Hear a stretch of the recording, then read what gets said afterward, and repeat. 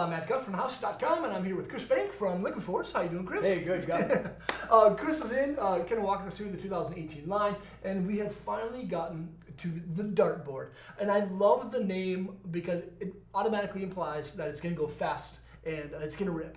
It's fast, precise, super fun. Yeah, but no, with a name like that and the shape kind of like this, can anyone ride it, or is it just for advanced level riders, everyone in between, or just beginners? Anyone can ride it, but really the Dart is one of the few boards in the line that's really targeted at kind of the top of the pyramid, right? So okay. You know, the more experienced rider looking for a more specific feel and to the ride. Sure, and it resembles just like right away. It resembles like a surf style or like actual surf shortboard. Yes. And how does that ride with the overall shaping? It has pointy nose, kind of like blunted off, squared out tail. Why does the Dart have that shape? You know, the whole idea behind the Dart is speed, agility, the ability to get aggressive with it and throw it around. So you have kind of that, like you say, the like a scaled down ocean shortboard. Yeah. You know, performance shortboard. That's what you have. So you have a directional nose with a little bit of rocker.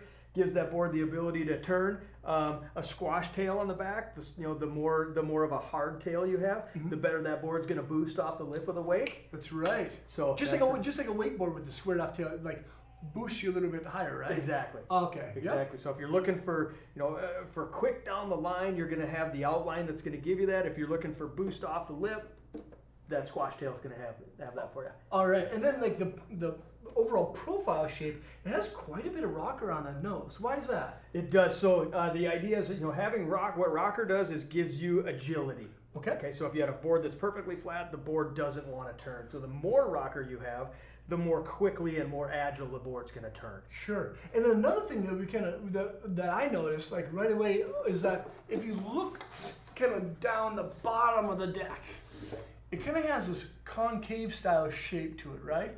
So the combination of like quite a bit of rocker and then this concave, what does the concave do with the rocker style shape? So the rocker gives the board the ability to turn. Okay. Having more concave is going to, or kind of a dish throughout the bottom of the board, adds more surface area. More surface area gives more holding power. Got it. But also having more of a wide, deep concave allows that board to be very quick and very agile edge to edge as well. So not only will it turn, it'll roll into that turn very quickly. God. And I can imagine, so when you're riding, like the water's going to push against almost, I don't want to say this rail, but like this portion of the board that kind of has that concave. Whereas if it was convex, it would just like wash out, it'd be super slippery. It'll wash right out, yep. Got it. And then with the fin setup, there's 5 different locations.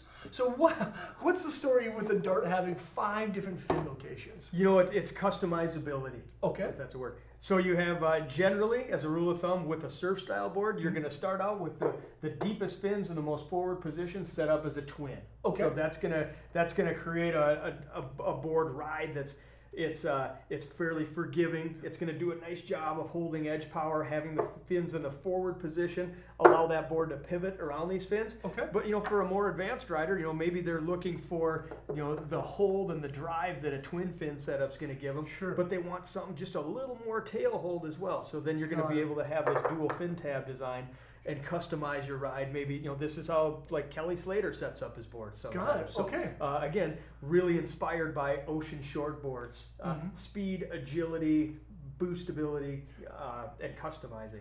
Got it. Now, even though it has like a fairly rocket style shape, has it's concave on the bottom, has like a squash style tail, could you place a center, small, long, short fin in the back and have it ride like a skim, or not necessarily? Probably not quite so much. Really, like a longer, shallower skim style fin is designed on a skim board to kind of help you find true north to get the board going.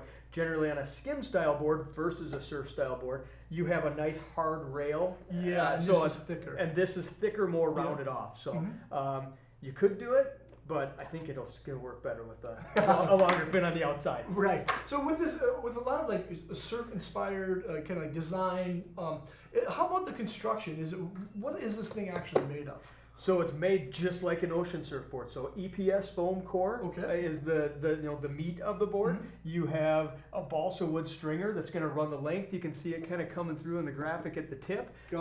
So these are traditional ocean style builds. But then you incorporate this carbon fiber stringer that goes through the center of the board. So stringer's going to make the board stiffer. It's going to flex less. It's going to go faster. Sure. And then on the top of the board, you can see this white cross marks. This is called vector netting, and vector netting gives you, again, stiffness and rigidity in the tail of the board. So when you go to rail and rip the lip off the wake or boost off the top, you have a stiffer surface to do it on.